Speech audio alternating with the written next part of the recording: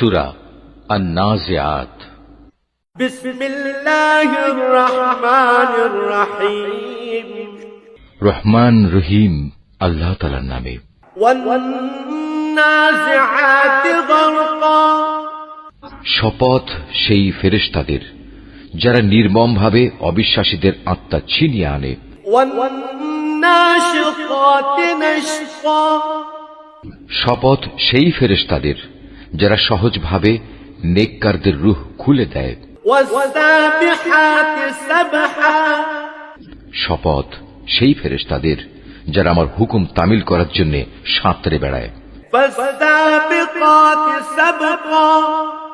শপথ সেই ফেরেশতাদের যারা হুকুম পালনে এগিয়ে চলে। ফাল-মুদাব্বিরাতি আমরা। শপথ সেই ফেরেশতাদের যারা সব কটি কাজ সুষ্ঠুভাবে পরিচালনা করে। ইয়াওমা তারজুফুর রাজিফা। কিয়ামত অবশ্যই আসবে, সেদিন ভূকম্পনের এক প্রচন্ড ঝাঁকুনি হবে। তাতবাউহা রাদিফা। কবর থেকে সবাইকে ওঠানোর জন্য সাথে সাথে আরেকটি ধাক্কা হবে। কুলুবুন ইয়াওমাইযিন ওয়াজিফা। এই অবস্থা দেখে সেদিন মানুষের অন্তরসমূহ ভয়ে কম্পমান হবে। আবসারুহা খাশিআ। তাদের সবার দৃষ্টি হবে সেদিন নিম্নগামী ও ভীত সন্ত্রস্ত। ইয়াকুলুনা আইন্না লামারদুদুনা ফিল হাফিরা। কাফেররা বলল, সত্যি কি আমাদের আগের অবস্থায় ফিরিয়ে নেওয়া হবে? আইযা কুন্না ইযামান নাখিরা। আমরা পচে গলে হাড্ডিতে পরিণত হয়ে যাওয়ার পরও? ক্বালু তিলকা ইযান কাররাতুন খাসিরা। তারা এও বলেছে, যদি আমাদের আগের জীবনে ফিরিয়ে নেওয়া হয় তাহলে সেটা তো হবে খুবই লোকসানের বিষয়। ফাইন্নামা হিয়া যাজরাতুন ওয়াহিদা। অবশ্যই তা হবে বড় ধরনের একটি গর্জন। ফাইযা হুম বিসাগিরা। এ গর্জন শেষ না হতেই দেখা যাবে তারা কবর থেকে উঠে জমিনের উপর সমবেত হয়ে গেছে।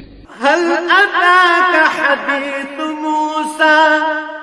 হে নবী, তোমার কাছে কি মুসার কাহিনী পৌঁছেছে? إذ ناداه ربه بالوادي المقدس طوى। তাকে যখন তার মালিক পবিত্র তুয়া উপত্যকায় ডেকে বলেছিলেন, اذهب إلى فرعون إنه طغى। যাও ফেরাউনের কাছে, কারণ সে বিদ্রোহ করেছে। فقل هل لك إلى أن تزكى। তাকে জিজ্ঞেস করো, তুমি কি ঈমান এনে পবিত্র হতে চাও? وأهديك إلى ربك فتخشى। তাকে এও বলো, আমি তোমাকে তোমার মালিকের কাছে পৌঁছার একটা পথ দেখাতে পারি, এতে তুমি হয়তো তাকে ভয় করবে। فأراه الآية الكبرى। অতঃপর সে তাকে আমার পক্ষ থেকে নবুয়তের বড় একটি নিদর্শন দেখালো। فكذب وعصى। কিন্তু সে ব্যক্তি নবীকে মিথ্যা সাব্যস্ত করল এবং সে তার বিরুদ্ধাচরণ করল। ثم أدبر يسعى। অতঃপর ষড়যন্ত্র করার মানুষে সে পেছনে ফিরে গেল। فحشر فنادى। সে লোকজন জড়ো করল এবং তাদের ডাক দিল।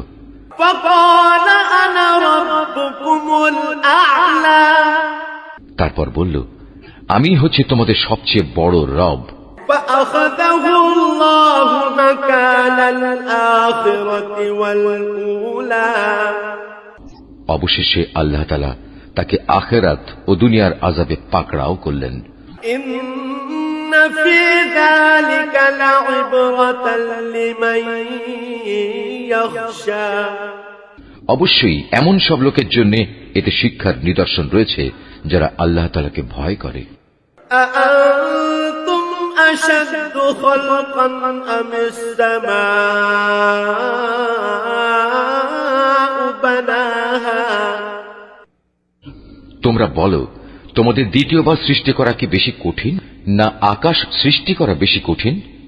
আল্লাহ তাআলা তা বানিয়েছেন। رفع سمكها فسواها আল্লাহ তাআলা শূন্যের মাঝে তা উঁচু করে রেখেছেন, অতঃপর সুবিন্যস্ত করেছেন। وأغطش ليلها وأخرج ضحاها তিনি রাতকে অন্ধকারের চাদর দিয়ে ঢেকে রেখেছেন, আবার তা থেকে আলো দিয়ে দিনকে বের করে এনেছেন। والأرض بعد ذلك دحاها এরপর জমিনকে তিনি বিছানার মতো করে বিছিয়ে দিয়েছেন। أخرج منها ماءها ومرعاها তা থেকে তিনি বের করেছেন পানি ও উদ্ভিদ রাজি। والجبال أرساها তিনি পাহাড় সমূহ জমিনের গায়ে পেরেকের মতো গেড়ে দিয়েছেন, متاعا لكم ولأنعامكم তোমাদের জন্য এবং তোমাদের জন্তু জানোয়ারদের উপকারের জন্য। فإذا جاءت الطامة الكبرى তারপর যখন বড় বিপর্যয় তোমাদের সামনে হাজির হবে, يوم يتذكر الإنسان ما سعى সেদিন মানুষ একে একে সব কিছুই স্মরণ করবে যা সে দুনিয়ায় করে এসেছে। وبرزت الجحيم لمن يرى সেদিন সে ব্যক্তি দেখতে পাবে তার জন্য জাহান্নাম খুলে ধরা হবে।